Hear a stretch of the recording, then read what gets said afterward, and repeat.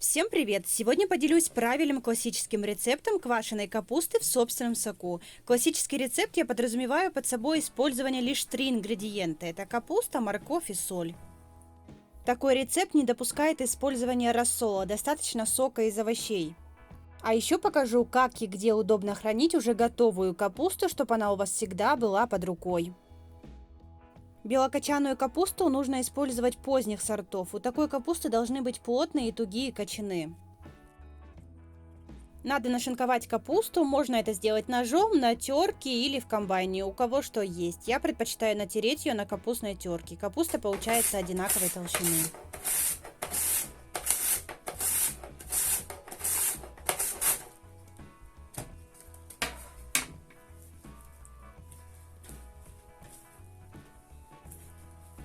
В большую кастрюлю или в чашку перекладываем капусту. У меня не оказалось очень большой, мне пришлось делать в 2 чашки. Морковь я натираю на терке для корейской моркови. Так, мне кажется, более красиво. И чем мельче будет измельчен овощ, тем ярче получится сок и, соответственно, готовая квашеная капуста. Капусту соединяем с морковью. Добавляем соль. Чистыми руками перетираем овощную нарезку с солью, пока овощи не пустят сок, а соль не растворится. Процесс, конечно, не из легких, но уже через 3-4 минуты вы увидите результат. И хотела бы добавить насчет соли. Сколько ее нужно добавлять? Вообще на 1 килограмм капусты добавляю 20 грамм соли. Но я никогда на это не ориентируюсь и не взвешиваю. Я добавляю сначала немного соли, перетираю, пробую. Если оказывается мало, добавляю еще. Если добавите слишком мало соли, это тоже нехорошо. У вас на языке должен остаться немного такой соленоватый вкус. Тогда это будет правильно.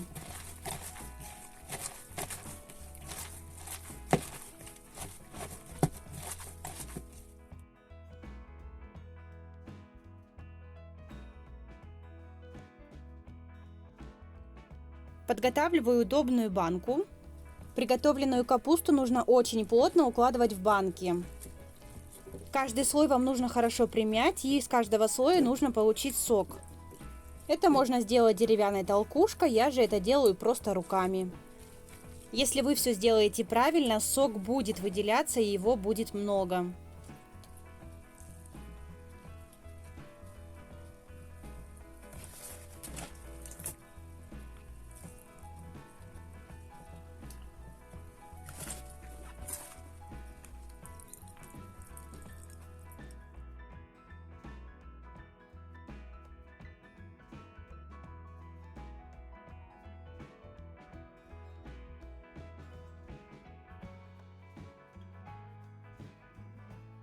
Банку ставим в какую-нибудь чашку, так как во время квашения сок будет вытекать.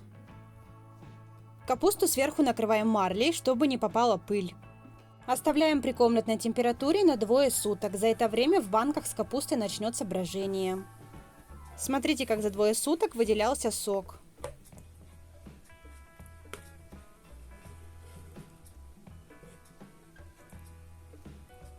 Теперь нам чем-то острым нужно достать до дна банки. У меня это будет шумовка.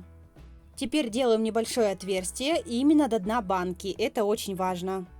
Это делается для того, чтобы скапливающиеся в капусте газы выходили, иначе вкус у заготовки получится с горчинкой.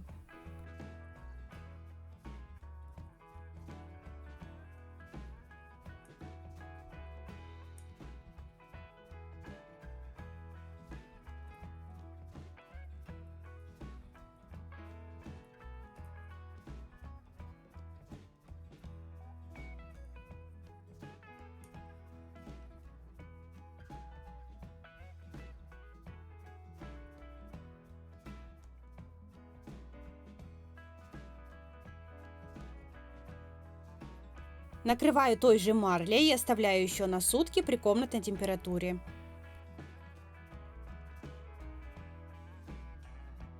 Итого прошло 3 суток. Убираем банку, хорошо вытираем.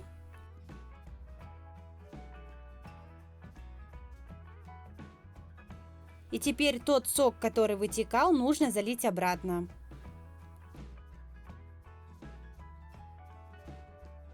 Теперь на этом этапе нужно закрыть плотной крышкой и уже хранить в холодильнике.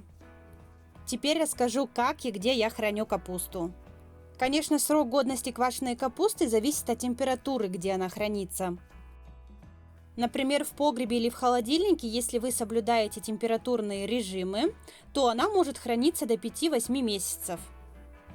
В замороженном виде она хранится до года, так я ее и храню, сейчас покажу. Перекладываем готовую квашеную капусту в любые полиэтиленовые пакеты. Я раскладываю порционно, столько, сколько понадобится на одно блюдо. Капуста абсолютно не боится мороза, и после размораживания она будет точно такая же хрустящая, как и та, что хранится в бочках или погребе. Для меня это очень удобно, так как в любой момент у меня в холодильнике есть всегда квашеная капуста, например, для приготовления винегрета. И еще такой простой классический вариант. Я люблю капусту просто с маслом и просто с репчатым луком. Для меня квашеная капуста – это универсальный салат-закуска. Я считаю, что можно использовать как самостоятельное блюдо. А если добавить всего несколько ингредиентов, то из нее можно получить абсолютно разные по вкусу салаты.